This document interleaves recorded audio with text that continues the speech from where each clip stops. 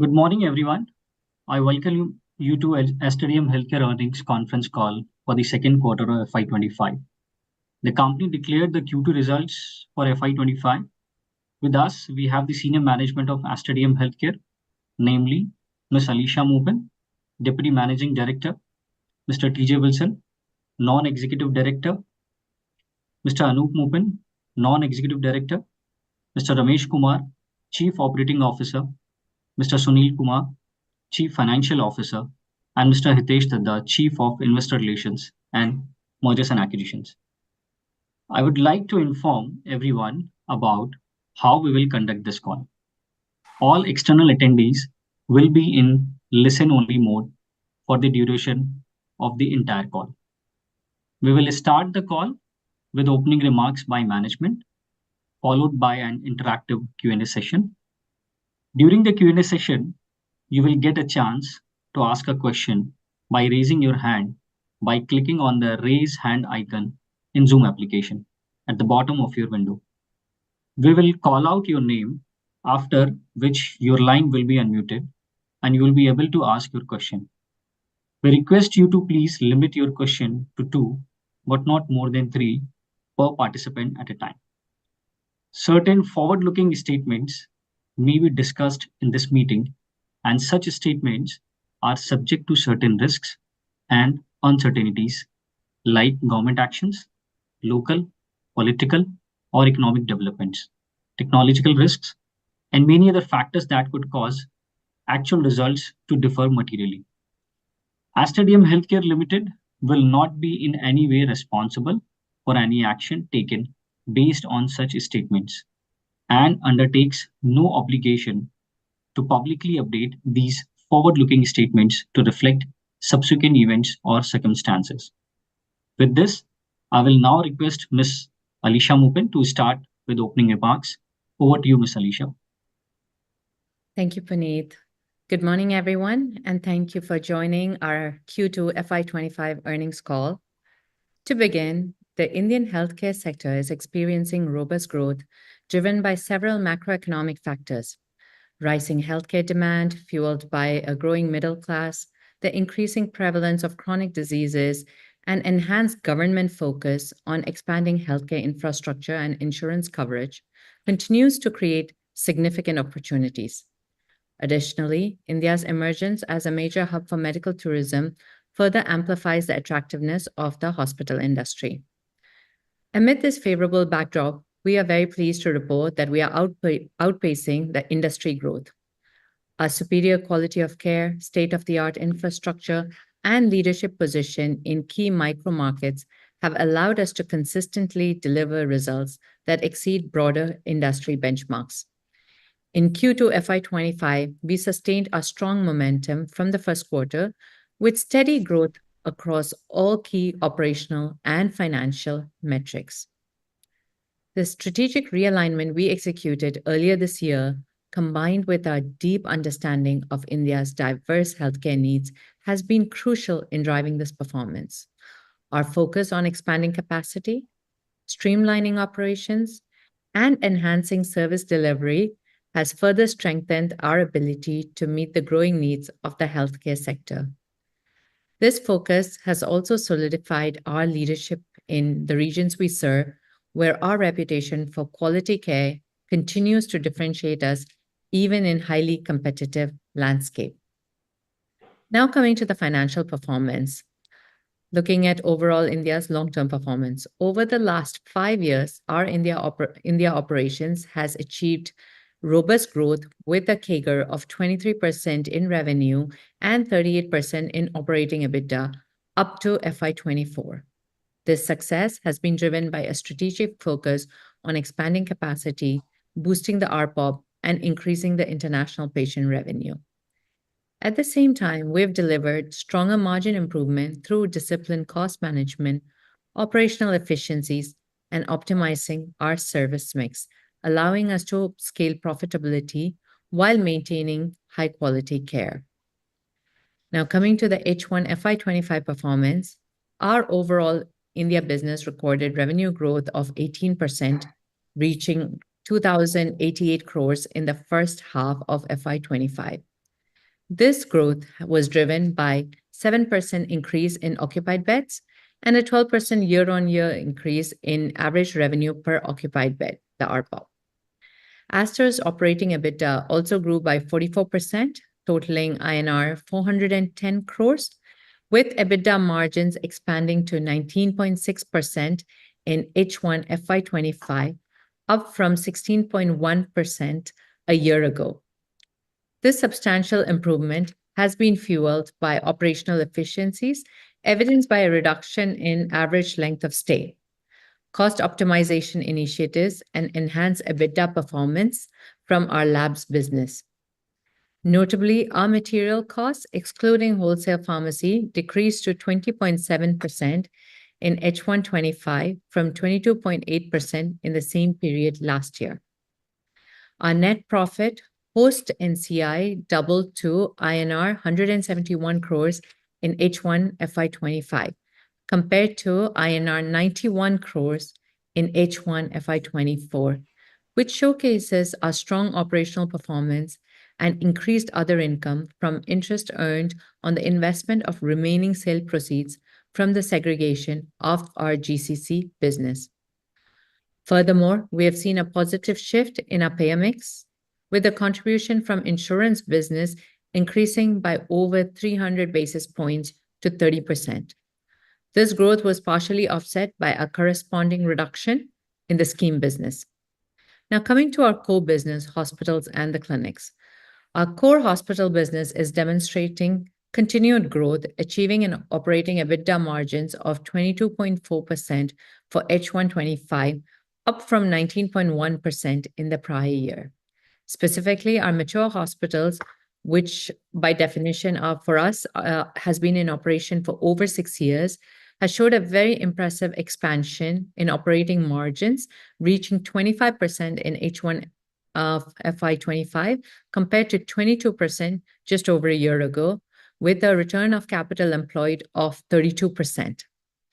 Our deliberate focus on building a sustainable business model is reflected in our well-diversified specialty mix, where no single specialty accounts for more than 15% of total hospital revenue. This strategic diversification, it enhances our resilience and positions us well for future growth in the healthcare sector. We are actually making significant progress in enhancing our oncology services, with Astar Whitefield Hospital becoming the first hospital in India to introduce the groundbreaking intraoperative electron radiation therapy for cancer care at the Astar International Institute of Oncology. This represents a significant leap forward in the hospital's commitment to providing the highest quality treatment options for our cancer patients. Coming to some of the newer businesses as pharmacy and labs, as of September 30th, 2024, we have established 232 patient experience centers and 212 Astar Pharmacy branded retail stores.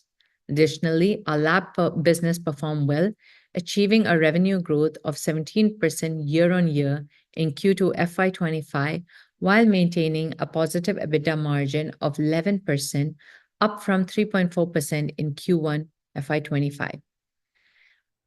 Coming to our CapEx plan, we remain committed to our robust expansion plans. This quarter, we successfully operationalized 100 beds at MIMS Kannur and added 25 beds at Astar Adar, bringing our total capacity to nearly 5,000 beds as of September 30th, 2024. Additionally, we are excited about the greenfield expansion of Astar Women and Children Hospital in Hyderabad, which will feature 300 beds and is anticipated to be completed by FY26. This project further to add approximately 1,800 beds to our overall capacity, elevating our total bed count to nearly 6,800 by FY27.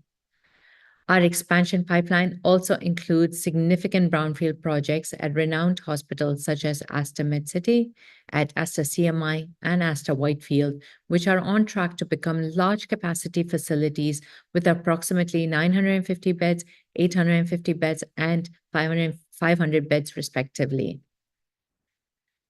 Coming to some of the changes in our board of directors and leadership team, we are very excited to announce recent changes to our board of directors, welcoming Mr. Madhavan Nambiar, Sunil Teketh, Anup Mupin, Zeba Mupin as our new members. Their diverse expertise and fresh perspectives will enhance our leadership team, strengthen our governance, and support our strategic growth initiatives. We look forward to their valuable contribution as we continue to drive our mission forward. I'm delighted to announce the promotion of Mr. Ramesh Kumar to Chief Operating Officer of Astar DM Healthcare India.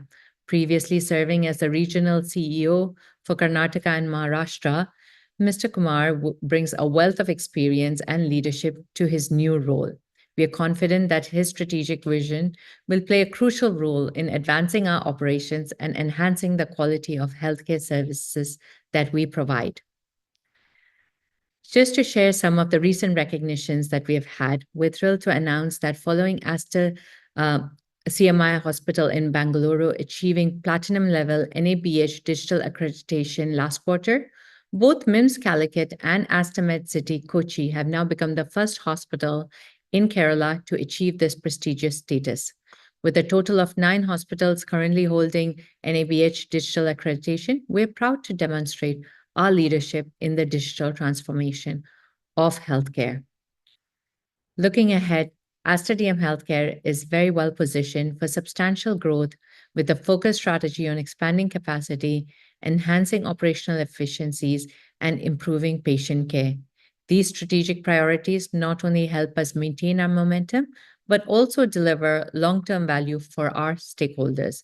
We are confident that this concentrated approach will further reinforce our leadership in the Indian healthcare sector and enable us to meet the rising demand for high-quality medical services. I will now request our Group COO, Mr. Ramesh, to further elaborate on our cluster performance. Over to you, Ramesh. Thank you, Ms. Alicia. Very good morning to everyone. I'm really excited to provide you an overview of our cluster performance for Q2 FY25. In fact, we have witnessed a continuous growth and improved operational efficiency across all our regions, and I would like to provide a few highlights around the same. Starting with Kerala cluster, the region remains the cornerstone of our operations. With a total bed capacity of 2,501, we have 1,898 operational census beds, with a solid 77% occupancy rate. This utilization demonstrates the trust our patients place in the quality of care at our facilities.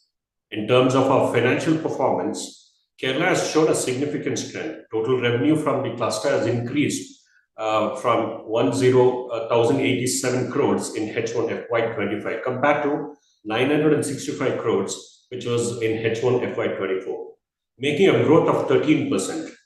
The operating EBITDA for the Kerala cluster has grown by 30% year on year to 259 crores in H1 FY25. The margins have improved to 23.9% in H1 FY25 from 20.7% in H1 FY24, reflecting both our top-line growth and our efficiency in managing operational costs. Next, turning to Karnataka and Maharashtra cluster, this cluster has also shown a significant progress with the total bed capacity of 1,446 beds and 1,010 operational census beds. We have seen the occupancy improve by almost around 600 basis points year on year, from 59% to 65% in H1 FY25. Revenue of Karnataka and Maharashtra cluster has grown by 35% year on year, reaching 696 crores in H1 FY25, up to around 516 crores in H1 FY24. The operating EBITDA for the cluster also shows a robust growth of 62%, increasing from 101 crore in H1 FY24 to 164 crores in H1 FY25. Our operating EBITDA margins have also improved to 23.5% in H1 FY25, up from 19.6% in the previous year. This demonstrates our ability to enhance the profitability while continuing to expand services, especially through our high-end treatment in hospitals like our Astar CMI and Astar Whitefield in Bengaluru. Finally, about our Andhra and Telangana cluster has also demonstrated a strong performance with a total bed capacity of 1,047 beds and 781 operational census beds. The occupancy rate improved by around 700 basis points from 49% in H1 FY24 to 56% in H1 FY25. Revenue for Andhra cluster grew by around 17%, reaching 236 crores in H1 FY25 compared to 202 crores in H1 FY24. Operating EBITDA grew by around 44% from 21 crores in H1 FY24 to 30 crores in H1 FY25, with the margin improving from 12.8% compared to that of 10.4% in the previous year. Now we see across all our regions, the performance continues to drive both the revenue growth and enhanced profitability. In total, our bed capacity stands at 4,994 beds with 3,689 operational census beds. Outpatient visits have grown by almost 13% and inpatient visits by 14%, which clearly highlights the increasing demand for our services. Looking ahead, we remain confident in our ability to sustain the growth trajectory by maintaining a focus on the operational excellence and expanding our reach and delivering the highest quality of care. We are well positioned to continue with this positive momentum. I now request our CFO, Mr. Sunil, to elaborate more on our financial performance. Thank you. Thank you, Mr. Ramesh. Good morning, everyone.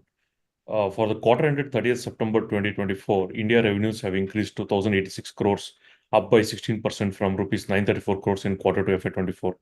And operating EBITDA has increased to 233 crores with a margin of 21.4% compared to 157 crores in quarter 2 FY24 with a growth of 48%. PAT post NCI for quarter 2 FY25 is at 97 crores compared to 50 crores in quarter 2 FY24 with a growth of 95% year on year. For the half year ended 30th September 24, India revenues have increased to 2,088 crores, up by 18% from rupees 1,772 crores in H1 FY24. And operating EBITDA has increased to 410 crores with the margin of 19.6% compared to rupees 285 crores in H1 FY24 with a growth of 44%. PAT post NCI for H1 FY25 is at rupees 171 crores compared to 91 crores in H1 FY24 with a growth of 88% year on year. For the quarter ending 30th September 2024, our EBITDA margins have grown by more than 450 bips, increasing from 16.8% to 21.4% year on year. This growth is driven by several factors, like the hospital and clinic segment has achieved over 19% revenue growth with the margins expanding by more than 400 bips from 19.8% to 24%. Our matured hospitals, which contribute 72% of our hospital and clinic segment, are now operating at an operating EBITDA margin of 25.9%. Revenue growth is in this segment stems from a combination of increased volumes across our hospitals and 11% rise in ARPOB and 6% improvement in ALOS, alongside revenue assurance measures which we have taken. The growth in operating EBITDA is a result of various optimization initiatives across our hospitals. Our middle cost percentage, excluding wholesale pharmacy, has steadily decreased from 25.3% in FY22 to 22% in FY24 and further 20.3% during quarter 2 FY25, marking 500 bips efficiency improvement over 3 years period. Additionally, manpower costs and overheads have contributed through operating leverage to the EBITDA growth. Astar Labs reached break-even in quarter 4 FY24 with margins increasing to 3.4% in quarter 1 FY25, further to 11% in quarter 2 FY25. This impressive turnaround has been fueled by strong 41% year-on-year growth in external business, improved operating leverage and material cost efficiencies. For the half year ended 30th September 2024, our capital expenditure totaled rupees 161 crores with approximately 65% spent towards expanding our capacity. We operationalized 100 beds in MIMS Kannur during the quarter. Over the next 3 years, we aim to further add nearly 1,900 beds, with the majority of these being brownfield expansion to ensure that there is no much dilution in our margins. Optimized capital allocation coupled with margin improvement, our ROC has experienced a significant growth. ROC surged by 390 pips year on year, reaching 18% at consolidated level. And hospital and clinic segment, ROC rose to 23.8% from 20.1% in HYFY24. Matured hospitals saw an impressive increase in ROC by over 530 bips, reaching 32.4% in H1 FY25. As of now, Astar India net cash stands at 988 crores as on 30th September 2024. On that note, I conclude my remarks. We would be happy to answer any questions that you may have. I now request Puneet to open the question and answer session. Thank you. Thanks, Sunil. We can now move on to the Q&A session. Before moving on to the Q&A session, I would also like to request to all the participants if you can introduce yourself with your name and the company that you are associated with before asking the questions. If you are not associated with any company and you are an individual investor, you can highlight that also. Moving on to the Q&A session. The first question is from Mr. Sanjay Shah. Mr. Sanjay, if you can unmute yourself and introduce yourself as well Yes, and sir. ask the I question. think I'm audible. Yeah, you are audible now. Thanks for opportunity. And sir, congratulations for decent set of numbers and very nice presentation too. So my question was regarding growth trajectory, what we are highlighting, that is we are adding 1800 bed. Can you highlight upon what will be the capex required for it and which are the geographies where we plan to increase our bed capacity? Sunil, why don't you Yeah. go? Thanks, Thank you. Sanjay, for the question. Yeah, as we put across, we are adding something around 1,800 to 1,900 beds in Astar India, out of which 100 beds is which were supposed to add in Kannur. That's got operational in the quarter 2.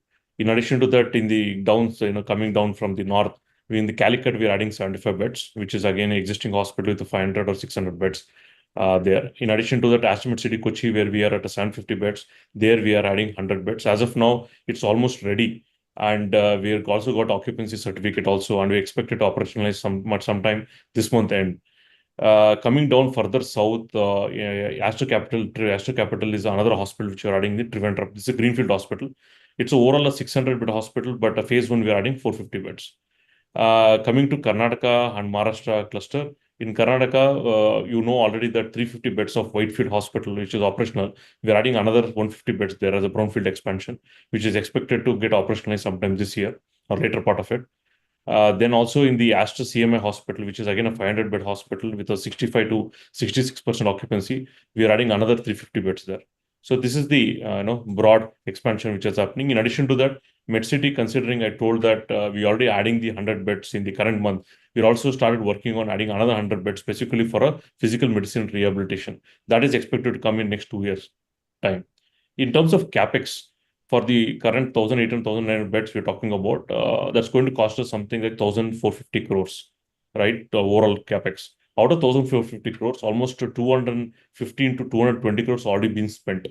So balance 1,200 to 1,250 crores is going to be spent in the year FY25, 26, 27. Sanjay, I hope that answers your question. Yes. Helpful, sir. Helpful. Thank you. And so my second question was regarding, we have seen some good uptick on our ARPU, especially on Kerala side and Karnataka side. So can you highlight upon how is the trajectory ahead of this? And this ARPU is more coming from our specialty businesses where we offer to the patient, or there is addition of some international patient, or there is a price rise. How you Yeah. justify So this? Sanjay, ARPOB growth, if you look at history, Yeah. sometime like yeah. So if you look at our historical growth, right, we have been last 5 years CAGR, we've been growing at a 9% average. And here you can see 12% we have grown H1 and around 11% ARPOB growth, which has happened in the quarter 2 FY25. Even if you look at the what you call Karnataka cluster or the Kerala cluster, there also you get a double-digit ARPOB growth. Now, with respect to ARPOB growth, there is a multiple factors to it. First one should be the price increase, because that is something which we take every year. At the same time, it's not we spread it across the units, right? It based on the geography to geography, we take the decision. So somewhere between 3 to 3.5% will be your price increase. In addition to that, we also initiated a lot of revenue assurance measures. See, considering we have 19 hospitals today, last 2 years we've done a lot of work from the IT part of it to consolidate our HIS, consolidate our ERP, consolidate our service and item master. With this, we are trying to leverage on the volumes what we have and trying to do a revenue augmentation, right? By looking at what are the billings services which is missed, what about the service laddering? All these things we have brought into the picture, which has helped us to drive at least 1% of our ARPOB through that. In addition to that, I would say major other part also is basically your ELOS. ALOS has decreased year on year almost by 6%. That is also one of the very important factor which is driving the ARPA growth. In addition to that, scheme patients, if you recall, Calicut almost a year back, right? We used to do a scheme offer something like 8 to 9%. Now it has gone down at least by 300 to 400 bips. Even in MedCity, we have reduced the scheme patients by almost 400 bips. So considering all these things have really impacted the ARPA growth. Now looking at the future, even if you look at our payer-based mix also, right, in the H1, we are growing. Even walk-in patients or cash patients have grown by 20%. Your TPA patients have grown by 30%. At the same time, your scheme patients have reduced by around 11 to 12%. So all these factors have helped us for ARPA growth, and we considering still our majority of our business comes from non-metros. We still see a good scope for our ARPA growth, at least 7 to 8% in the medium term. I'm talking about 3 to 4 year span period. I think in average we should be able to still grow at 7 to 8%. That's great. So my last question was regarding our Andhra and Telangana, where we see still a growth where we can bring in. So how we see that sector panning out for us on occupancy side also and ARPU side? So I can start with the first part. Maybe Ramesh can come into that. See, if you've seen historically, Sanjay, Andhra Telangana has been during the COVID, they did really well, but post-COVID, they were not able to scale up the basically the occupancy bit of it. And that's also specifically because they are perceived as a more like a cardiology hospital. Even today, 35 to 40% of their business comes from the cardiology or cardiac sciences per se. Now that last year we rebranded that into Astar Ramesh Hospital, and also we are driving to add more specialties like multi-specialty, then the trying to bring the pediatric women's health. All these things are really driving the growth. And if you see for a long time, at least last 2 years, we were stuck at occupancy of 50%. But now you can see an uptick in both our Ramesh hospitals also and the Telangana cluster also, where the what you can say occupancy has really gone up to almost 56% for the H1 FY25. But we still see a good scope to grow here. And one important thing which has happened is that last 2 years, the EBITDA has been stuck at 10 to 11%. But you can see a very good turnaround which has happened in the Q2. Q1, we were at something like 10.9% specifically. The cluster has moved to almost 15-16% in the Q2 with the average EBITDA margin of something like 12.9% in H1. So we see that this has got a very good scope. Even today, ARPOB is very low at 30,000. It's got again here also we have got a very good scope to increase the ARPOB further.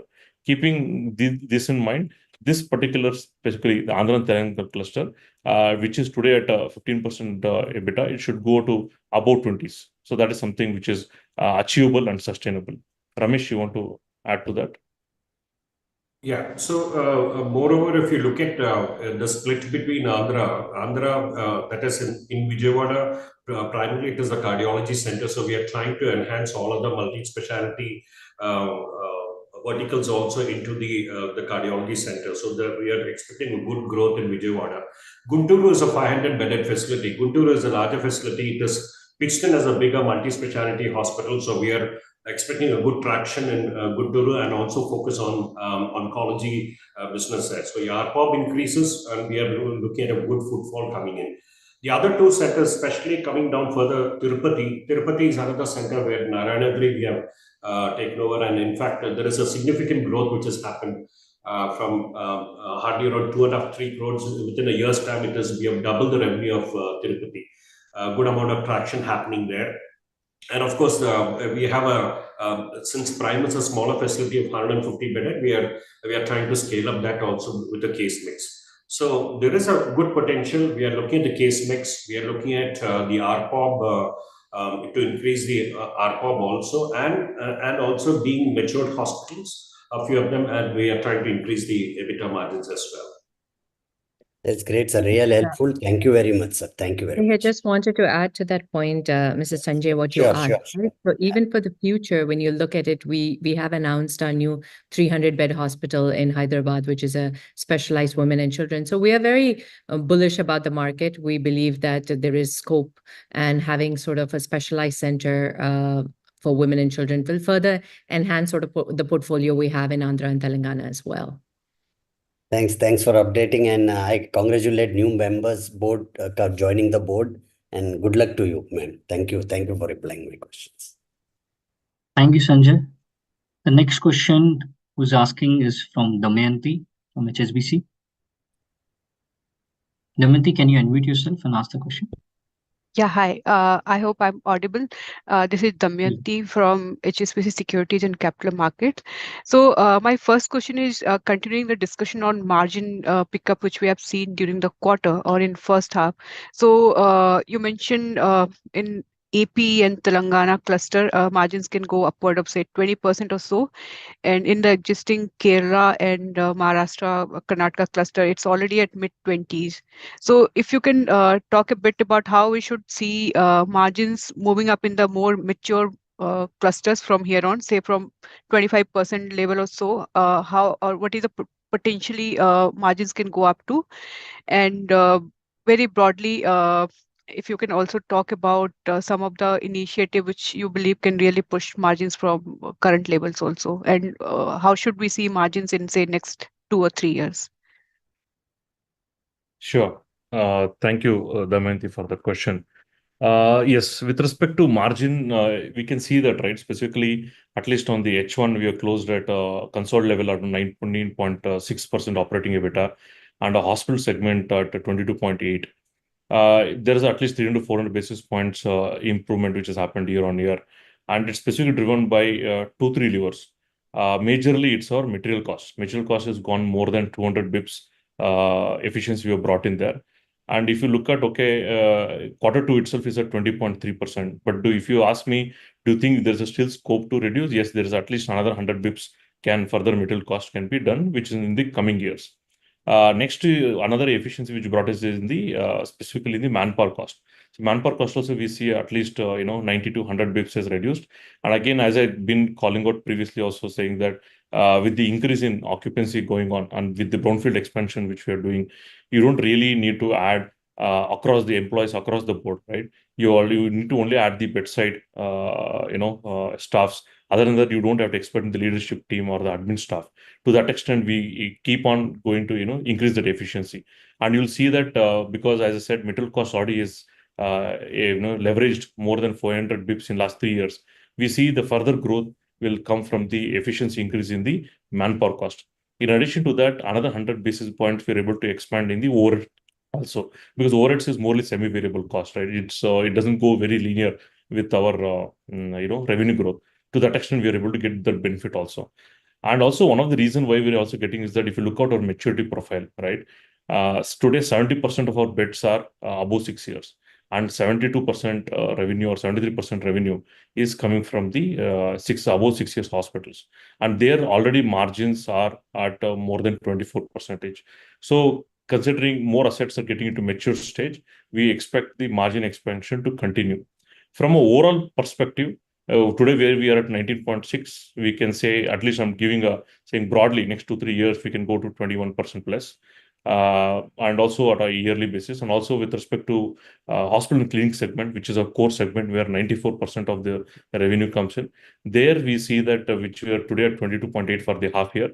On a full year basis, we should go around 24% plus. Even this is all numbers that I'm putting it across, including the addition which you're doing. So if you're not just adding it, then it could go faster. But at the same time, there is no dilution happening because they're all EBITDA creative. And that's where we see the EBITDA margins to expand in the next 2 to 3 years timeline. Sure, that's helpful. And I understand you had some restructuring done at the wholesale pharmacy segment also. So if you can talk about it and how do you see that business from your overall service or offering perspective? Yeah. See, wholesale pharmacy, it has got two segments. We call that as a business unit 1 and business unit 2.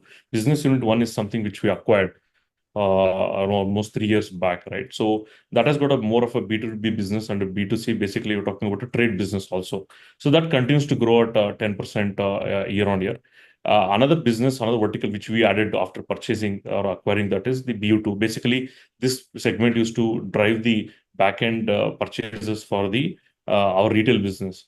But we have seen that handling the back-end pharmacy from our end, it's logistically, it is not really creating more benefit or creating operating leverage in terms of expanding our EBITDA margin. That's where we thought that why don't we outsource it, and that's where 6 months back we did an outsourcing of that. To that extent, you're seeing there's a dip in revenue, but at the same time, it's benefiting us by reducing the EBITDA losses in the wholesale pharmacy and also giving us the overall EBITDA margin expansion across the Aster India level. And we expect from the wholesale future point of view, as I said, the BU2 is completely outsourced, so we can only look at whatever revenue is seeing is 95% is coming from the business unit one, and that's expected to grow at a 10 to 12% year on year. Sure. And my last question is for Miss Alisha. So, Alisha, I think you mentioned like you have induced several board members and management team also. So, do you have plan to hire a new CEO for India operation, or do you think the current team is good enough to sustain the current operations?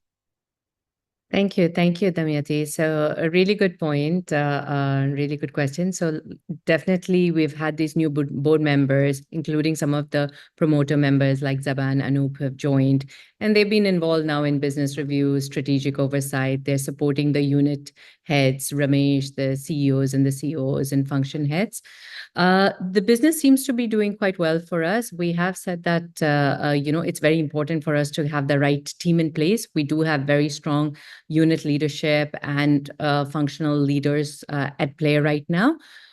We would look at maybe a CEO in the future. Right now, we seem to be scaling up quite well. Ramesh is doing a great job along with the rest of the team. We didn't want to rush into this because this is a very key role for the organization. We believe that the team at hand is more than capable of delivering what we've committed to for this year. And we will relook at this maybe over the next few quarters. Sure. Thank you. Thank you for your response. Thanks, Damayanti. The next question is from Mr. Krishnendu Shaha. Krishnendu, can you please unmute yourself and introduce yourself also? Can you hear me? Yeah, Hello, we can hear you. Yeah, this is Krishnendu from Quantum.